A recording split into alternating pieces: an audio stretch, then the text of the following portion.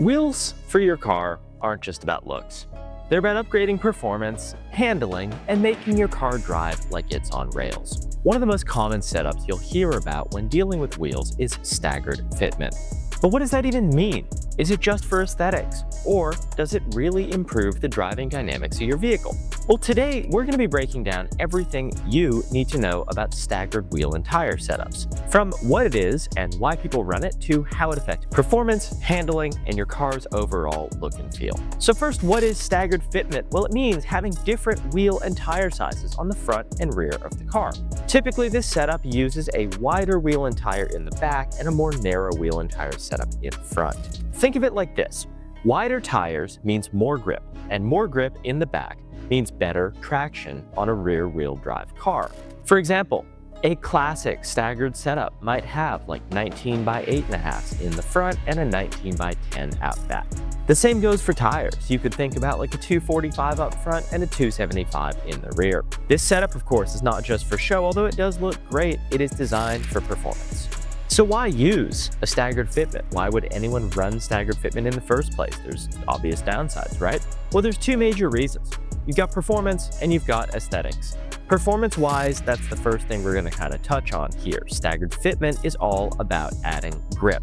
On a rear-wheel drive car, the back tires are responsible for putting the power your car makes down to the ground. Wider rear tires increase the contact patch with the road, meaning more grip during hard launches, cornering, acceleration, braking, etc. This is why sports cars like the Nissan GT-R, the BMW M3, the Corvette, really any meaningful non-all-wheel drive sports car, and even some all-wheel drive sports cars, come with staggered setups out of the box. Now, the front tires, on the other hand, handle steering and braking. They don't need to be as wide because they aren't transmitting power.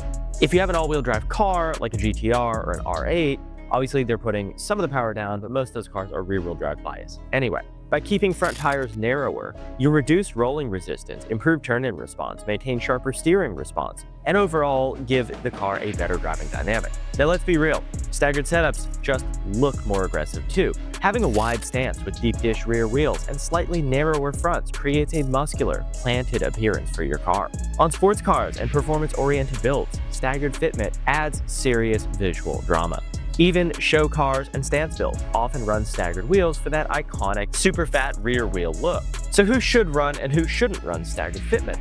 Well, it's not for everyone. It's designed primarily for rear-wheel drive sports cars and performance-oriented builds. If you have like a Nissan 350Z, a Mustang, a Supra, staggered fitment makes a lot of sense for you because it complements the car's drivetrain and power delivery. Conversely though, if you drive a front-wheel drive car, like let's say a Civic or a GTI, staggered fitment is not recommended outside of say a drag build where you're putting wider fronts on. Wider rear tires won't really do much since all the power is going to the front wheels. There's probably a marginal increase in traction, but running staggered tires on a front-wheel drive car can cause understeer and actually make the car harder to control in the corners. So speaking of what you should run, square versus staggered, and the opposite of a staggered setup is a square fitment, where all four wheels and tires are the same size. Square setups are going to be common on front-wheel drive cars, all-wheel drive cars, and a lot of track builds that prioritize handling balance and oftentimes the ability to rotate tires and switch in different wheel and tire setups based on like what you've used.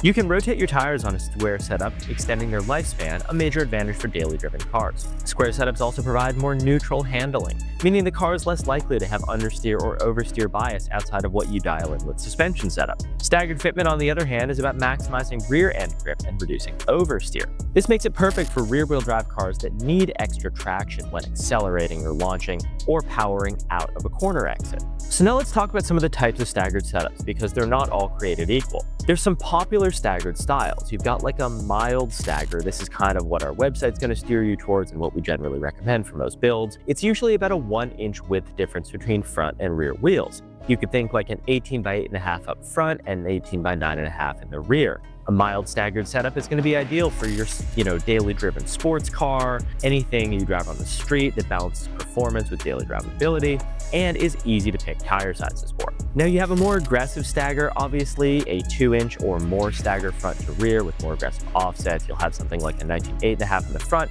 and 1911 out back. You're going to see this on cars like a Porsche GT3 or a Chevy Corvette Z06. This is for serious performance builds that need maximum grip in the rear. You also have staggered wheels on show cars. There's no real logic to this. It's kind of just how big of a wheel can you fit out back and how big of a wheel can you fit up front, and then stretch the tires to make that happen.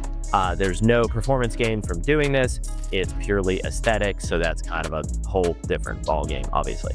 So we've talked a lot about the pros, but let's get more in depth here. And there's plenty of reasons why they're so popular. Obviously, better traction, more rubber in the rear means better grip. It helps with launches, it helps with corner exits, it helps with high-speed stability.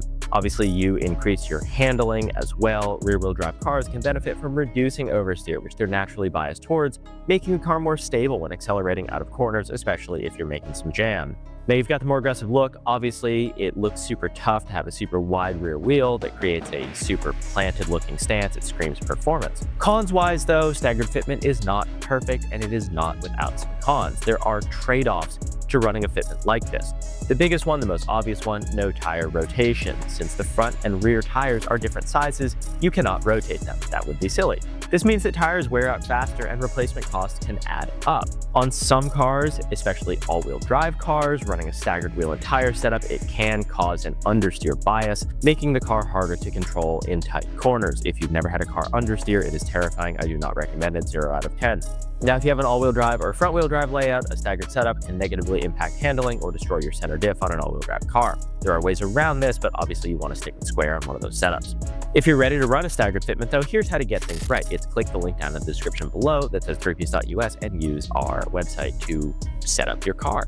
You want to pick offset and backspacing and width that minimizes rubbing. We have a great fitment search that assists with this. It is super easy to order staggered setups on our website. You just click the pick to button once you put in your vehicle and you do the fronts and the rears, and it is super easy, or you can always reach out to a fitment expert as well. The long and short of it is basically you're going to run a more narrow wheel in the front. Like I said earlier in the video, a 19 by 8.5 up front with a 245 is a great example, with like a 19 by 9.5 or 19 by 10 out back with a 275 or 285 tire. Generally speaking, you want to look for a 1-inch differential in stagger front to rear on most cars. Obviously, cars like the GT3 and the Z06, as mentioned earlier, do have more aggressive staggers, but that's not something you are generally looking for on your daily driver.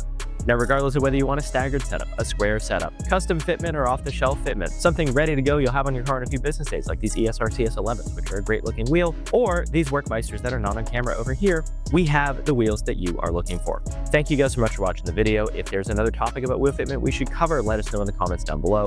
Hit the like button, hit the subscribe button, and we'll see you next time.